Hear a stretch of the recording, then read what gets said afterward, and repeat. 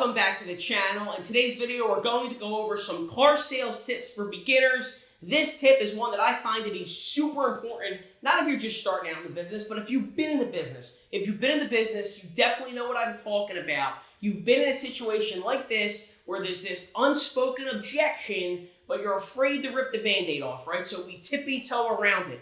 Do not tippy-toe. If you can't hear it, you can't handle it. The most dangerous objection is the unspoken one, the one that you don't hear. So don't be afraid of losing something you don't have. If you don't have solid commitments, don't be afraid to rip the Band-Aid off and face it head on so you can peel back the layers of the onion and unpack it. Number one, appointment confirmation. We've all been there. We've all been struggling to make an appointment, and we got to put something in the books to show that we're either doing our job, prospecting, or we just want to lock in an appointment. We've been pounding the phones, reaching out on social media, and we just can't get anything to stick. We've all had the appointment that gave us the tentative, yeah, I think I could maybe make it in Friday night. And you go, okay, well, so Friday night, are you thinking 6, 7? I'll let you know. Just put me in for 6 and I'll let you know. It doesn't feel real, right? It doesn't feel real. Or maybe it's further along. Maybe it's, a week away or 2 weeks away, whatever it may be. A lot of times when we're pitching over the phone, we're trying to lock into an appointment, the customer will say, yeah, I can come on Thursday. And then maybe 10 seconds later, 2 minutes later, 3 minutes later, whenever, they realize, oh, shoot, Susie's got soccer practice. Now they feel bad to essentially cancel on the appointment they just set with you 10 seconds earlier. So what happens is, in order to save face, they just go along with the appointment. And you could feel it and hear it in their voice, and you know it's not real. You know that maybe there's a little hesitation. Rather than locking the appointment in and then them ghosting you and disappearing and you never hearing from them again, just rip the Band-Aid off. Hit them, head on. Say, John, are you sure Thursday at 3 o'clock works for you? If it doesn't, we can always make it another time, man. It's no big deal. You know what, Anthony? Actually, I just realized I got to bring my son to the dentist Thursday at 3. Okay, John, do you maybe want to come in earlier or after the dentist appointment, before or after, or would Friday be better? Well, Friday I have to work all day. How's your Saturday look? You know what? Saturday's actually going to be better. Perfect. Morning or afternoon? Let's say morning. How's 9:30, 10:30? You tell me. Can we do 10:30? Absolutely. I'm going to lock you in for Saturday at 10:30. I'm going to send you a confirmation text right after this. My manager may even send one as well. I'll reach out to you beforehand, just touching base with you in case you need directions or anything like that. But I'm going to lock you in for this Saturday, 10:30 at the dealership. Sound good? Sounds great, Anthony. Get that confirmed, concrete appointment. Lock it in. Don't tippy-toe around it. If you hear like it's not real, rip the Band-Aid off, face it head on. I'd rather have a real appointment. I'd rather have a yes on Saturday, right, than a maybe really on Thursday, or even no appointment on Thursday. And then what happens is you set the appointment at the time that's not really good for them because they realize they have other plans. And then when you reach out to them to confirm later on in the week, they ghost you. They disappear because they're embarrassed.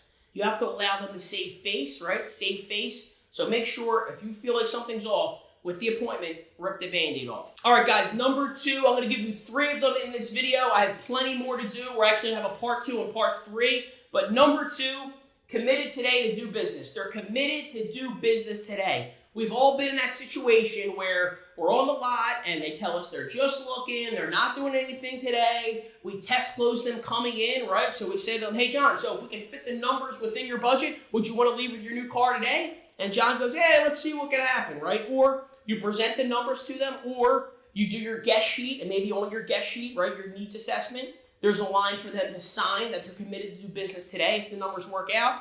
And they don't want to sign it, or, you just don't get that concrete commitment to do business today, you don't want to go through the entire process without a commitment. Now, that doesn't mean you don't go through the steps of the process, because I believe personally that you treat every single customer like they're a deal, even if they're not telling you outright that they are going to leave with the car today, because a lot of times that's just them defending themselves. That's a defense mechanism. They're protecting themselves from being pressured or being sold. But if you're getting some, uncertainty from the customer, particularly when you're presenting numbers and they're just hitting you with the old, I got to go home and think about it. I'm not too sure. I don't want to rush into something. I got to talk to this person.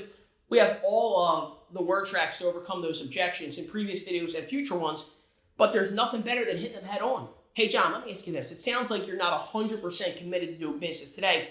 But I feel like when you came in today, you probably said to yourself that if everything checks out, if the vehicle's perfect for me, if the numbers make sense, if I like the salesperson I'm working with and the dealership, I'm leaving today with a new car. Who doesn't want to leave with a new car? So let me ask you this. What about the deal isn't perfect for you? And then you can dive in. Is it the car? Is it the money? Is it me? And start to unpack. But don't feel funny to ask and hit them head on.